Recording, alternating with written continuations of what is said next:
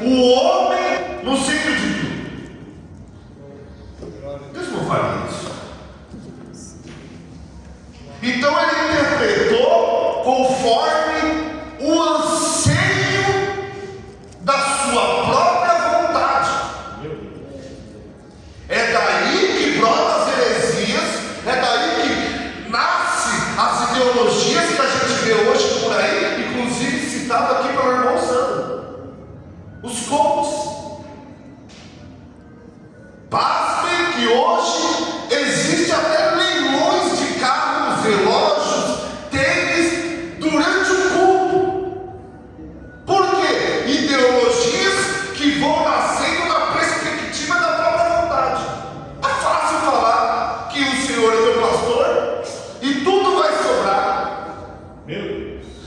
Mas Jesus deixou bem claro: passarão céus e terras, mas a minha palavra não passa. Então pode-se inventar que tudo vai sobrar, então mais um texto ainda está aqui: o Senhor é meu pastor e nada me faltará. Davi só rodeou esse salmo no campo. Para ter essa leitura, não foi dentro de casa, não foi no outro terreno, se não fosse no campo, debaixo de uma árvore, vendo as ovelhas que ele cuidava do pai dele, descansando. Muitas vezes Deus dará canções em lugares improváveis. Ali era o campo de trabalho dele, administrativo. Ali era o território onde ele deveria estar concentrado na administração. Mas aí o Espírito Santo o leva a inspirar-se num dos salmos mais belos que tem na Bíblia. Mas a gente precisa entender o que é esse faltará. Nós precisamos entender quem é o Senhor, o que é pastor. Olha a primeira palavra, ele já diz de cara: o Senhor é o meu pastor. Ele já coloca firmemente que o Senhor é o pastor dele. Para que você tenha essa sensação de ovelha, precisamos saber que Deus é o nosso pastor. Não pode ter dúvidas, não pode haver brecha. Você não pode achar que hoje Deus é o teu pastor, mas amanhã os seus sonhos são o seu pastor, os teus desejos, os teus pecados são o seu pastor. Ou outras pessoas, outros objetos de adoração são os nossos pastores. Ele falou firmemente: o Senhor é meu pastor. João capítulo 10, versículo 11 vai dizer: olha lá, eu sou o bom pastor. O bom pastor dá a vida pelas suas ovelhas. Ou seja, Davi já tinha um sentimento dentro dele, já tinha uma fé que sabia firmemente que Deus era o seu pastor. E Cristo veio e demonstrando: olha, aquilo que Davi escreveu em seus salmos se faz real. Deus vem em carne. O que está em salmo aqui, que era apenas um verbo,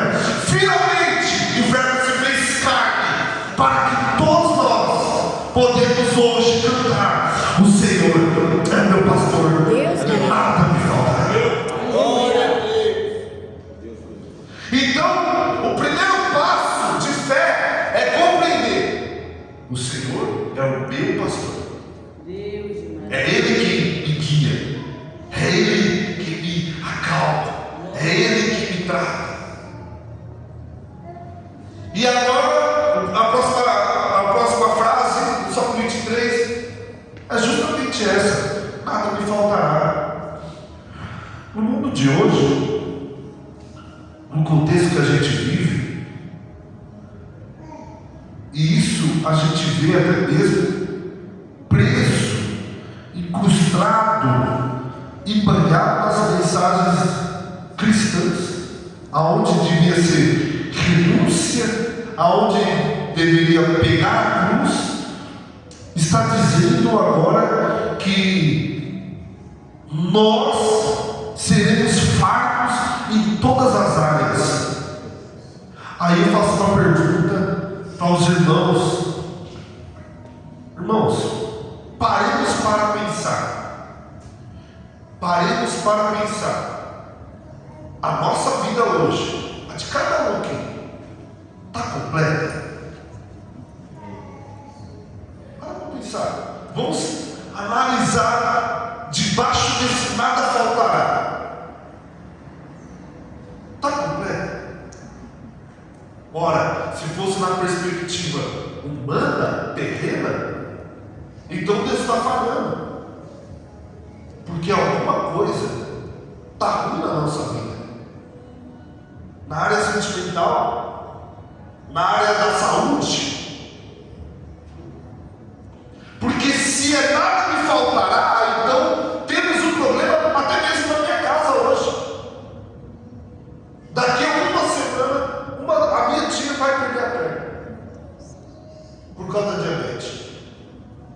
Ora, então, onde está o Deus do nada me faltará?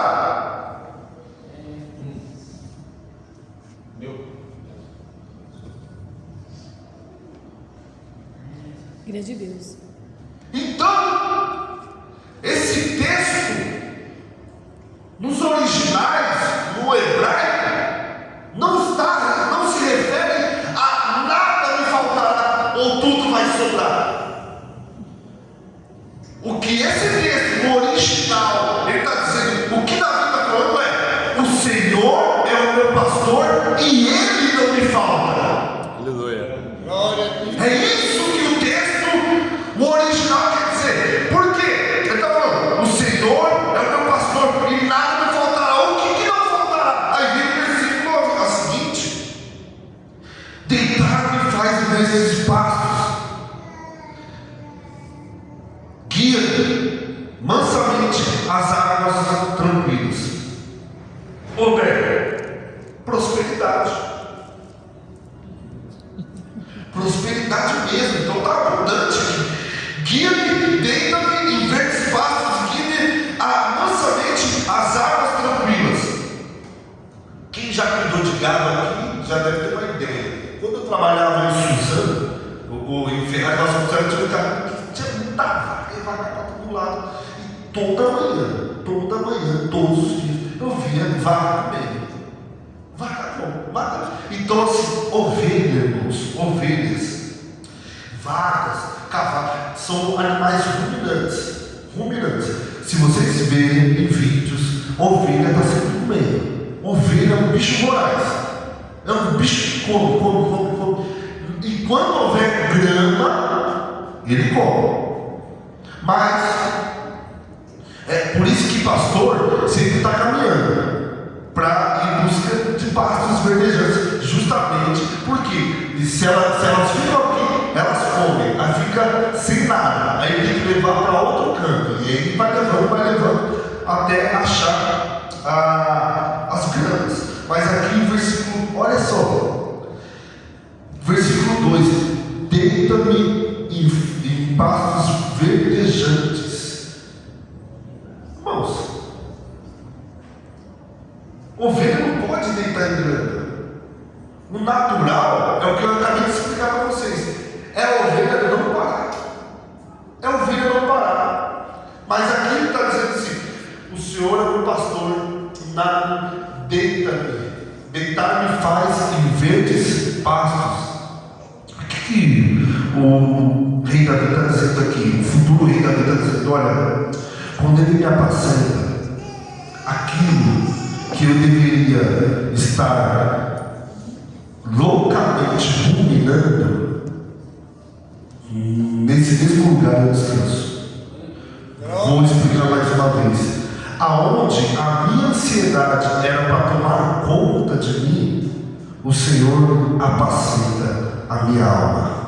Por quê? Porque Ele não me falta. Irmãos, nesse mundo louco de conquistar coisas, nesse mundo louco de a gente ter cada vez mais, ter que ter cada vez mais, um carrinho não basta, tem que ter outro melhor, nesse mundo de caos, de desejos aflorados, nós temos que ir cada vez mais para debaixo do bom pastor, porque só assim Ele tranquiliza a minha alma. Aonde eu deveria estar voraz, aquela prosperidade não toma conta de mim. Ele me faz deitar e descansar. Por quê? Porque eu não sou levado pelas coisas que Ele me dá. Eu sou apacentado pelo bom pastor. Amém? E Ele está dizendo, e me leva às águas tranquilas, refrigera a minha alma e guia-me pelas veredas da justiça, por amor do Senhor. Ele está dizendo aqui, olha, o refrigério não é por causa de mim. O refrigério que Ele me dá não tem a ver diretamente comigo. Ele não está colocando você no centro do mundo e cuidando de você como se nós fôssemos especiais, como nós já ouvimos falar. Não, Ele está dizendo assim, ó, o Senhor me refrigera a alma, me guia pelas veredas da justiça, por amor do seu nome. Tem a ver com Deus, é por Ele, para Ele, são todas as coisas. A gente não pode colocar as nossas necessidades como se nas mãos de Deus, como se Ele tivesse obrigatoriedade de resolver tudo, irmãos. Vocês estão entendendo? Então é por amor a Ele que nós recebemos esse refrigério, é por amor ao nome dEle. Tem um versículo muito legal, Isaías 48:11. Consegue achar, irmã? Vamos ver, olha só.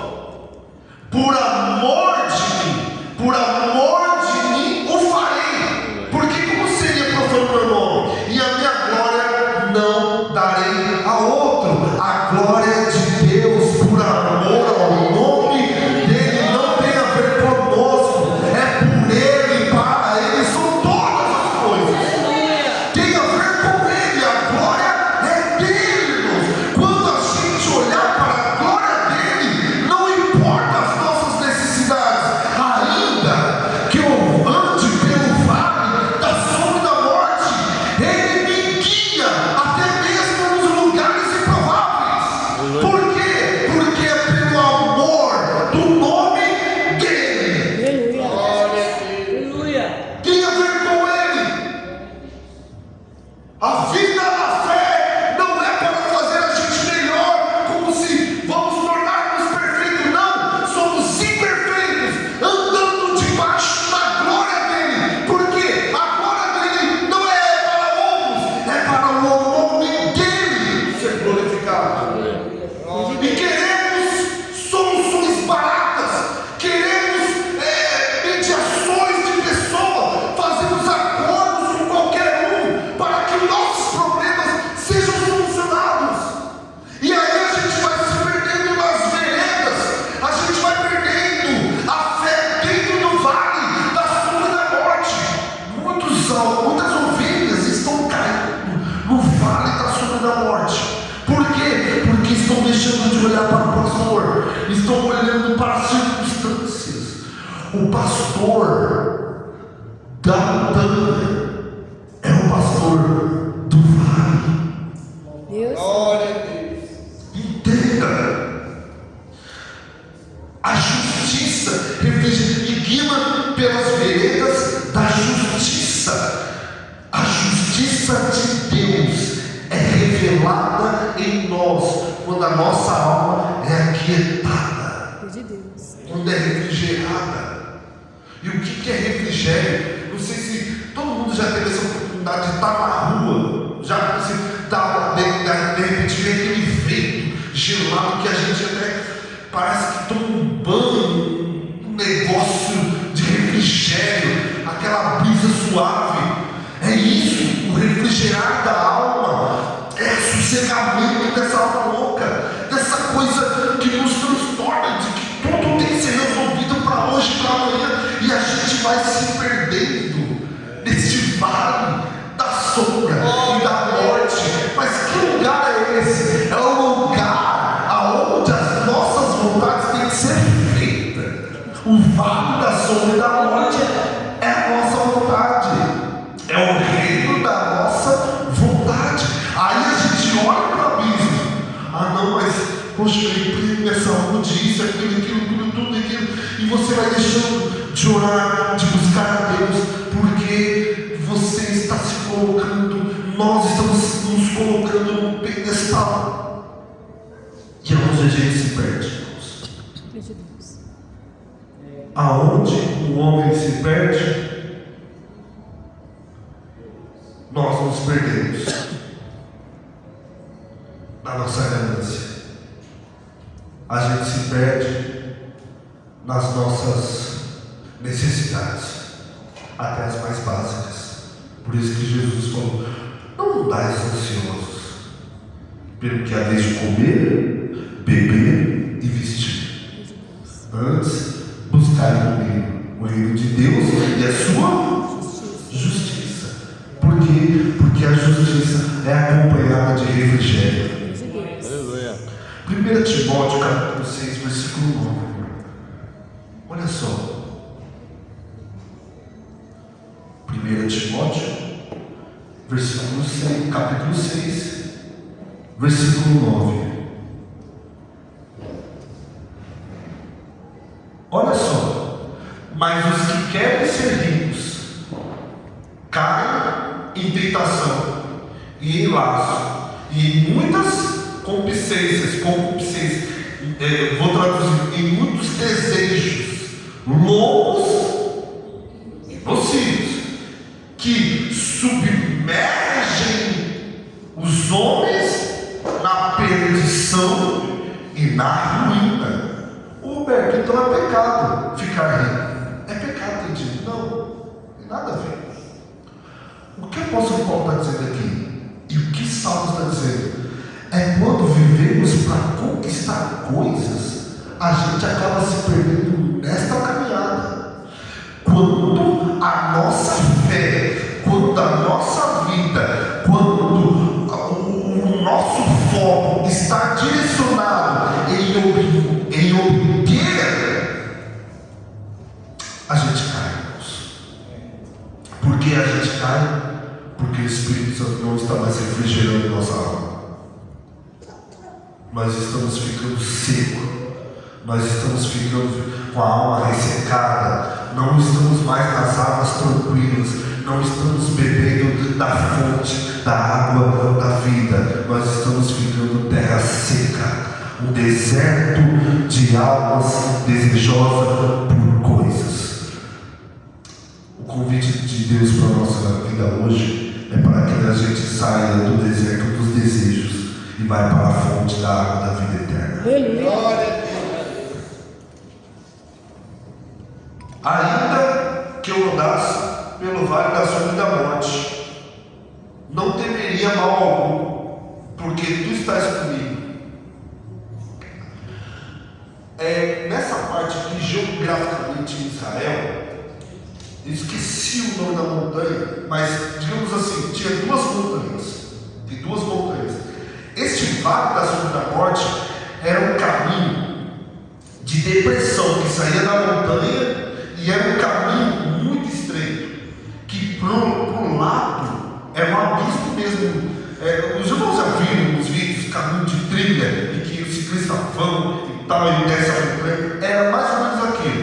Então os pastores andavam ali porque do lado mais amplo do caminho havia muitos ladrões e muitos animais selvagens. Então, para fugir de tudo isso, ele ia guiando nesse lugar onde ninguém queria andar. cuidar. Então as ovelhas andaram enfileiradinhas. Aí a preocupação do pastor para que nenhuma caísse no abismo. E ele vai andando, e desce a depressão e vai subindo, só para fazer um atalho. E Davi, ele achou a graça de Deus aqui. Ele está falando: se eu guio as minhas ovelhas e as não perco no vale da sombra da morte, então a questão é que eu, ainda também que eu ande pelo vale da sombra da morte, eu não vou temer. Então veja, o convite de Deus para nós não é sair do vale da sombra da morte. Ele está convidando a gente a andar lá para que a graça de Deus seja manifestada em nós. O vale da sombra da morte de Paulo era espinho. Há um espinho na carne que ele orava 3 vezes ao dia para que tirasse, e Jesus foi taxativo e claro para o apóstolo Paulo: a minha graça te basta, porque o meu poder se aperfeiçoa na sua fraqueza. Ele não está dizendo assim: vou te deixar forte, não. Eu sou a sua fortaleza, eu sou o socorro bem presente na hora da angústia. É esse o convite de Deus em Salmos. Eu não quero fazer você próspero, eu quero que não seja a sua prosperidade na sua vida. Você não vai ter mais desejos loucos e ensandecidos, não. Eu serei o teu pastor, eu vou apacentar os teus desejos, eu vou apacentar os teus sonhos, eu vou apacentar a tua vida. Deus, maravilhoso. Quando Deus apacenta os meus desejos, não estou dizendo que vão embora, porque ainda temos, mas são apacentados, equilibrados.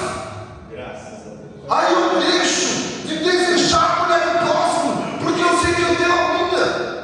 Aí eu deixo de almejar as coisas dos outros e passo a se contentar com o que Deus tem me dado. Aleluia. Salmo 73 vai dizer: olha, quanto aos ímpios, eles estão prosperando, e eu estou me desviando, quase me desviando para minha irmã.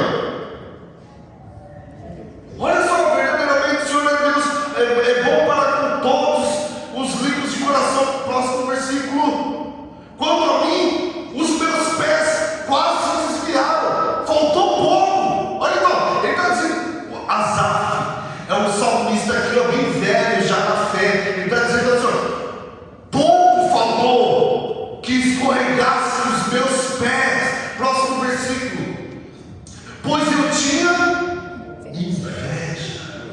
De Deus.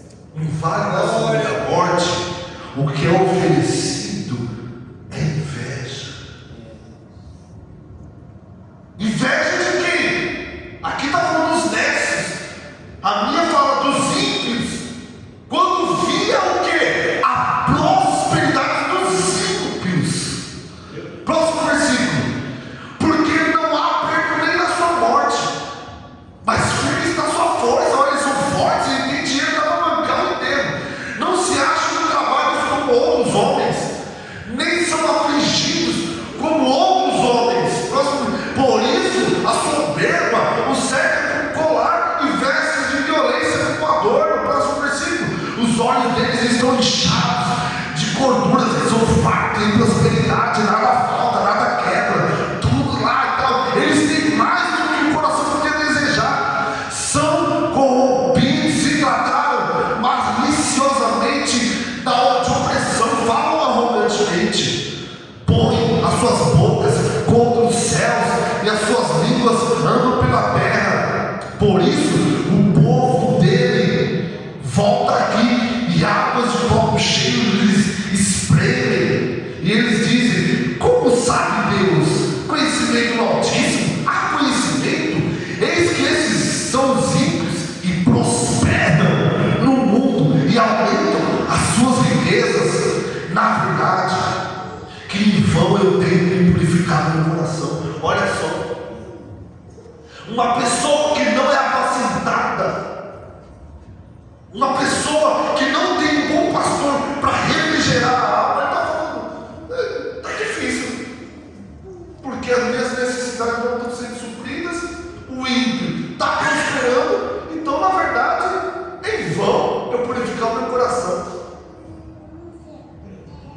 É por isso que muitos desistem da fé, irmãos. Porque não estão enxergando a verdadeira prosperidade, que é ser cheio do Espírito Santo de Deus. Aí eles vêm, falam: não adianta nada eu fazer campanha, não adianta nada eu orar, não adianta nada eu interceder, não adianta nada eu buscar, porque eu não estou vendo resultados. Sandra Fogo, a gente fica compartilhando com ele. Aí tem um líder aí e tal, que ele falou assim: as minhas campanhas mostram o resultado, venha. Aí ele está sempre falando no Porsche dele. Aí eu falei: poxa, o ímpio, né, não tem folga, não tem escassez nem na sua morte. E lavei as minhas mãos da inocência. Pois todo dia tenho sido afligido e castigado a cada manhã. Se eu dissesse, falaria assim: eis que ofenderia a geração de teus filhos. Quando pensava em entender isto tudo, foi para mim muito doloroso. Até que entrei de Deus. no santuário de Deus. E então entendi eu o fim deles. De Deus. Até que eu entrei na presença de Deus. E eu entendi.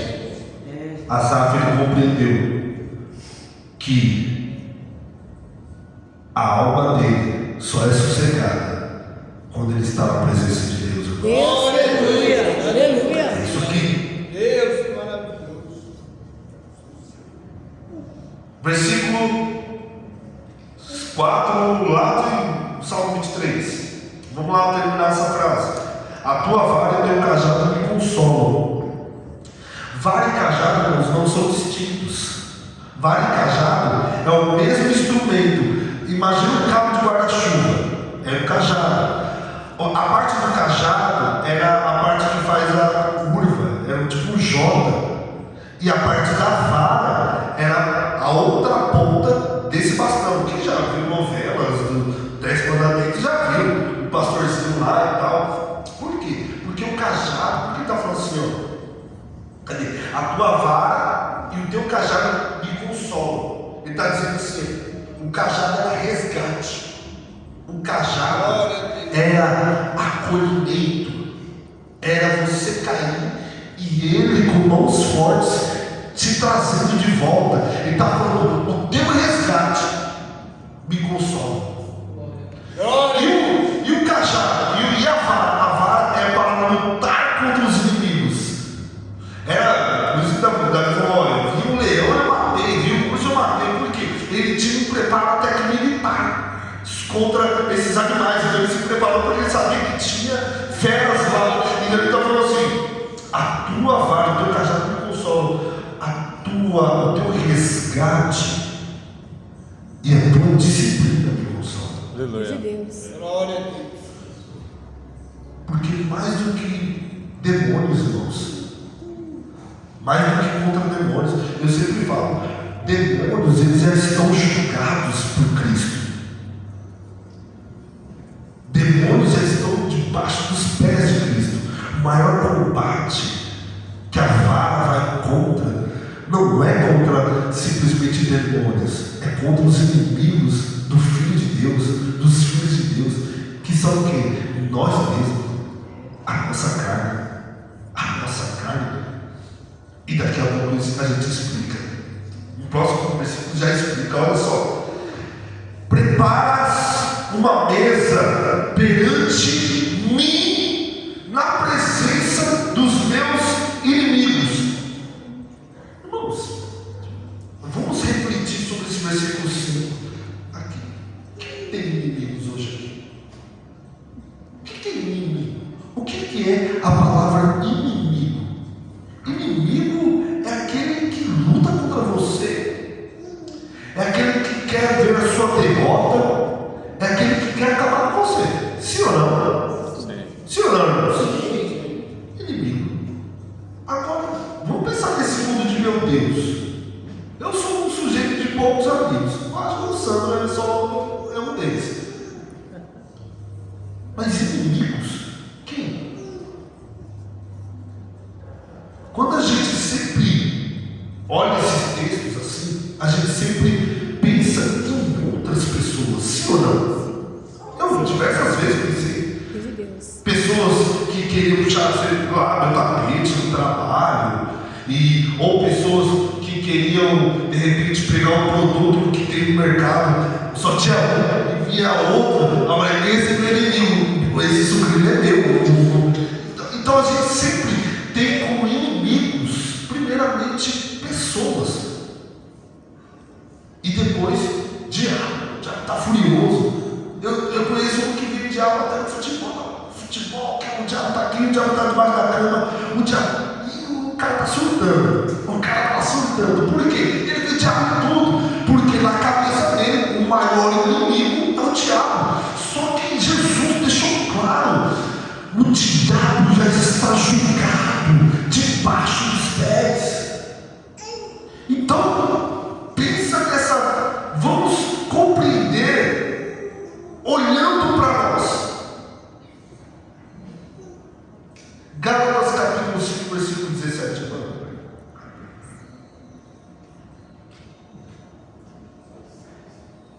Porque a carne cobiça contra o espírito. Algumas versões dizem que a carne luta contra o espírito, e o espírito contra a carne. Estes opõem-se um ao outro, para que não façais as coisas que quereis. Então, irmãos, o que esse versículo está dizendo é assim: olha, a tua carne, os teus desejos lutam contra o espírito, e o espírito luta contra os teus desejos, para que vocês não façam aquilo que vocês querem. Então, irmãos, os maiores inimigos que eu tenho é contra o Roberto, que está fora do projeto de Deus. O maior inimigo que você tem é você mesmo longe de Deus. O maior inimigo que nós temos é aquele que não está longe, que está tão perto, que todo dia quer dominar o velho homem. Romanos capítulo 6. É o velho homem. Então, quando a gente compreende, vamos trazer essa ideia agora para esse versículo. Preparas uma mesa perante mim, na presença de quem? Dos meus inimigos. Vamos interpretar assim, ó. Não estou trazendo o que eu quero, vamos trazer essa linha de Gálatas. Preparas uma mesa perante a mim, na presença da minha carne, dos meus desejos. Unges a minha cabeça com óleo e o meu cálice transborda. O que o Espírito Santo está ministrando aqui? Olha, você só vai vencer os seus inimigos se tiver um óleo sobre a sua cabeça. Os teus desejos, que são seus inimigos, conforme Gálatas, serão vencidos por causa do óleo que transborda. O chamado de Deus para o último dia, para os últimos dias dessa terra é: sejam cheios do meu Espírito Santo.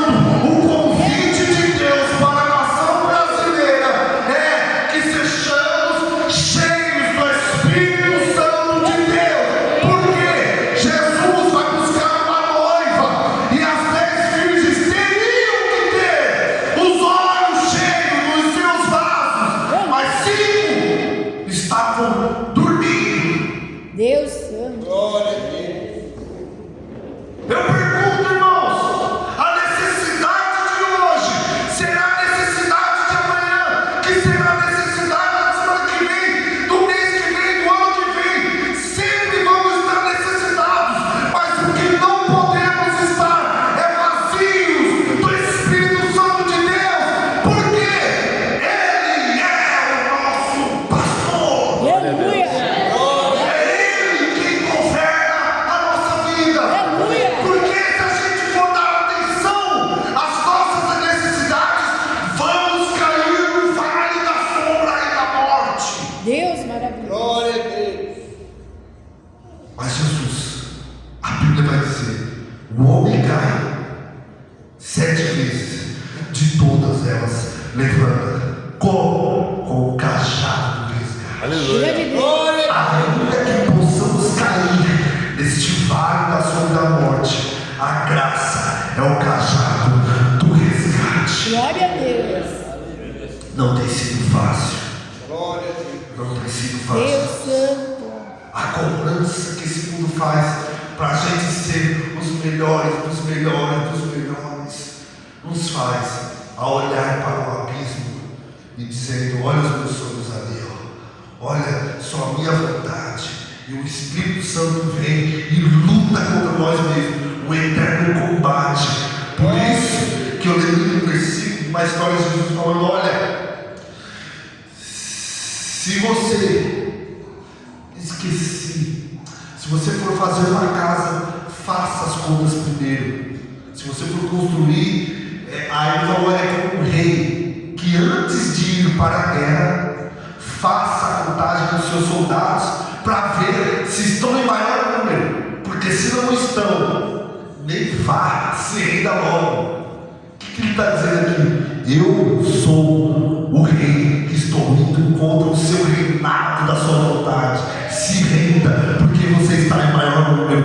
Deixa eu ganhar esta batalha dentro de você. Deus Santo. Esse é o convite do Espírito Santo para nós. Deus maravilhoso. Então, versículo 6 para a gente encerrar. Vamos todos juntos?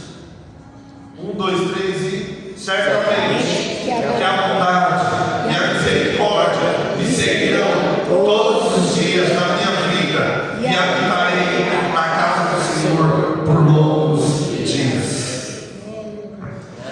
O caminho para a casa do Senhor é o vale da sombra da morte. Já perceberam? O único caminho apresentado aqui é um vale, é um deserto, é um caminho estreito. É um algo que você a qualquer momento pode cair, mas que tem resgate, porque o final é a habitação do Senhor. Glória a Deus. O salmista Davi está inspirado aqui dizendo que até lá, certamente, a bondade e a misericórdia do Senhor me seguirão todos os dias. Ele falou que quando eu ando pelo vale da sombra da morte em direção à casa do Senhor, as minhas companheiras é bondade e misericórdia, irmãos. Essa é a promessa de Deus. Glória a Deus. Essa é a verdadeira promessa de Deus para nós. Isso é prosperidade.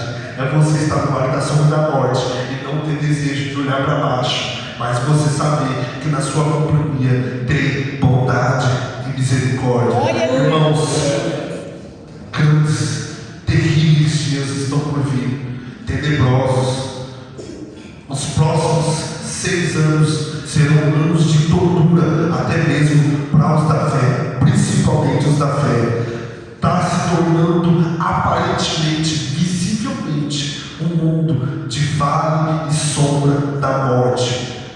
É nesse momento que a igreja brasileira, nós precisamos entender que a bondade e a misericórdia tem que ser a nossa âncora até a casa do Senhor. Deus Santo. Deus abençoe meus irmãos. E a Glória a Deus. Deus.